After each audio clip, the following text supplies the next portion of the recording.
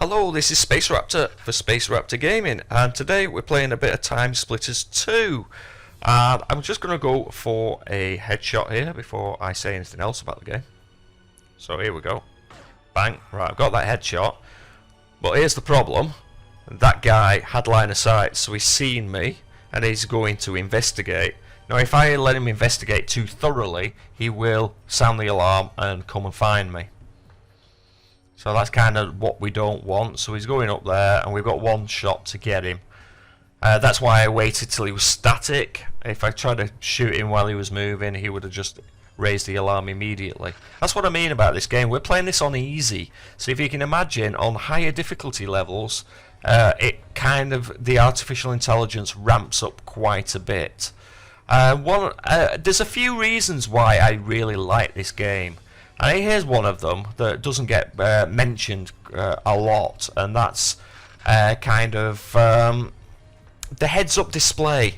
If you notice, it's very minimalistic. There's nothing on the heads-up display except the ammo count, because the health and the armor are all hidden away elsewhere. Even the mini-map is on like a PDA that's in your hand. So that kind of really minimalizes the heads-up display and adds to immersion within the levels and within the gameplay itself. Now, one of the other reasons I like the game, but I hated it at the time, is this game was designed specifically with consoles in mind, and they knew there were certain challenges with analog sticks, so they created like a precision aiming system.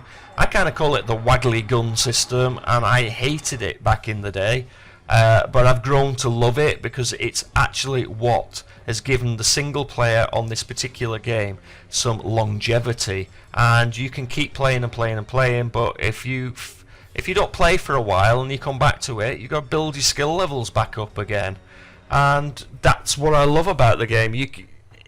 It's always fresh, and there's always kind of something new to do. So I really like that, and it's made the game unique. And there aren't too many first-person shooters that are unique these days. They're all, apart from different story, they all kind of play the same way. And this really doesn't. This plays so much differently to other first-person shooters, and I really like that about this game.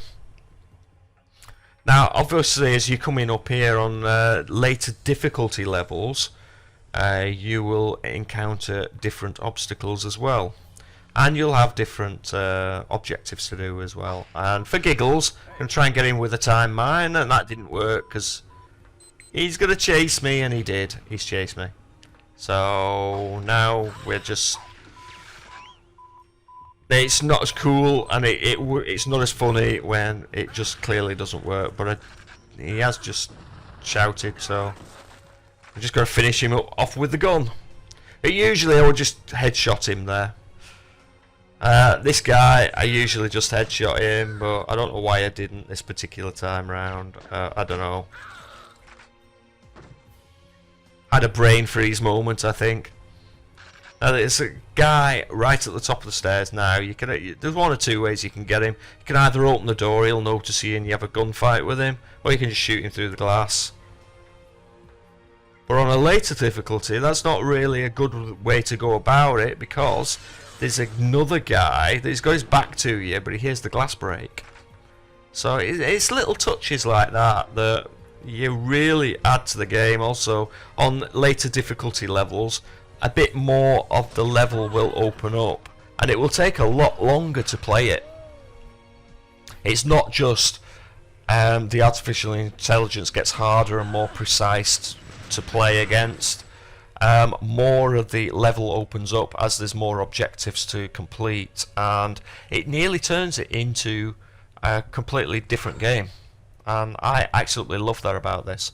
And another thing I really like was this game was brought out before YouTube ever existed. Now the thing is if you got stuck on this game today, you played this for the first time today, not just me that's putting stuff up there on YouTube for Timesplitters, but there's a whole myriad of people that have probably put YouTube videos up there, and without not very long at all, you wouldn't be stuck. But you can imagine playing this game without YouTube. It took me quite a while to figure out that I was supposed to turn them valves to get the steam to cease, because this game didn't hold your hand and you had to work things out for yourself. And I really like that.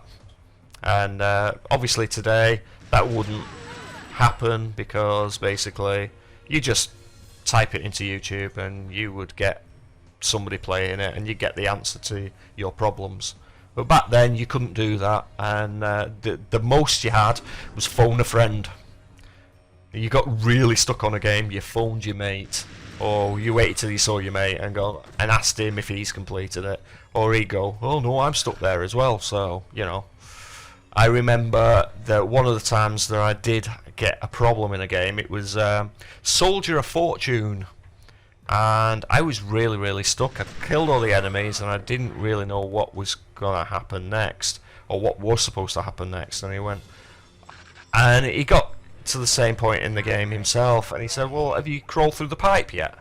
And graphics were bad back then, that I didn't even realise there was a pipe, and it just looked like a mound of rubble to me, and it didn't look like a discernible pipe. So that's why I got stuck. But yeah, he helped me out on that game, and that's my point. It was harder to get help when you were playing your games. Now this game I've recorded from the original Xbox. I'm not playing an emulation of the game. This is from the original Xbox. I think it's smoother when you play it on a console. And I've put a composite lead on the Xbox so I can get it onto a HG capture card. So we're getting as close to HD as we're ever going to get out of this game. And I think it's captured well, actually. I really do. Now I've just killed him with a grenade. We're going to get him with a sniper rifle. And then there's another guy up them stairs there, and we're going to get him with the pistol from behind.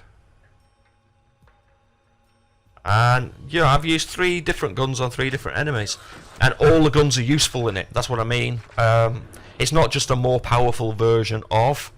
All the guns have their strengths and weaknesses in this game, and I really like that. There's so much being thought about, and certainly Stephen Ellis and David Doak really kind of knew what they were talking about when it came to making shooters.